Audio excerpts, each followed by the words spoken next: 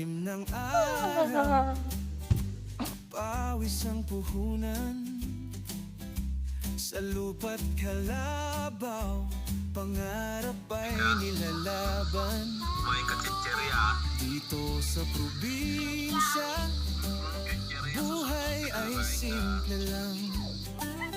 Ngunit ang ligaya Hindi naman ata masama hindi kung konti lang. nawawala. At saka, hindi naman ata malalaman din na. Ito ang Tama-tama, may chichiri ako sa bag.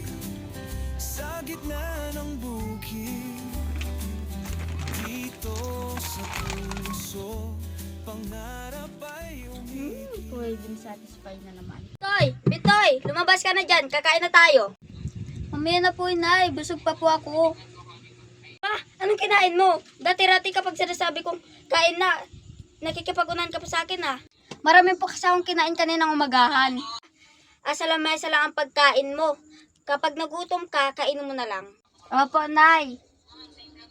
Talaga naman tong batang to. Bitoy! Bitoy! Anong oras na? Di ka pa rin kumakain. Nay, wala po akong ganang kumain. Ang kinain mo? Nay, kumain lang naman po ako ng chicheria. Isang chipe lang naman po. Hindi ba't sinabihan na nga kitang masama sa kalusugan mo yan?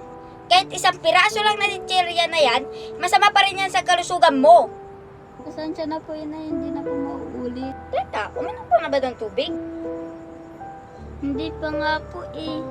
Naku, Bitoy. Sige na, kumain ka muna at uminom ng tubig para may lakas ka. O siya, kumain ka muna dito para may lakas ka.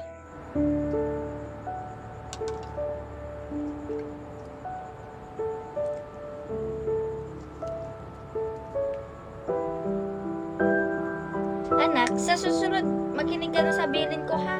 Ang pagkain ng chicherya, walay may dudulot sa kalusugan yan. Chicheryaan isang dahilan kung bakit tayo nagkakasakit. Kaya, iwasan kumain ng mga pagkain mga walang sustansya upang kalusugay, bumuti at lumaking masigla. O siya, matulog ka na ha. Maaga ka pa bukas sa eskwela. Opo, nay.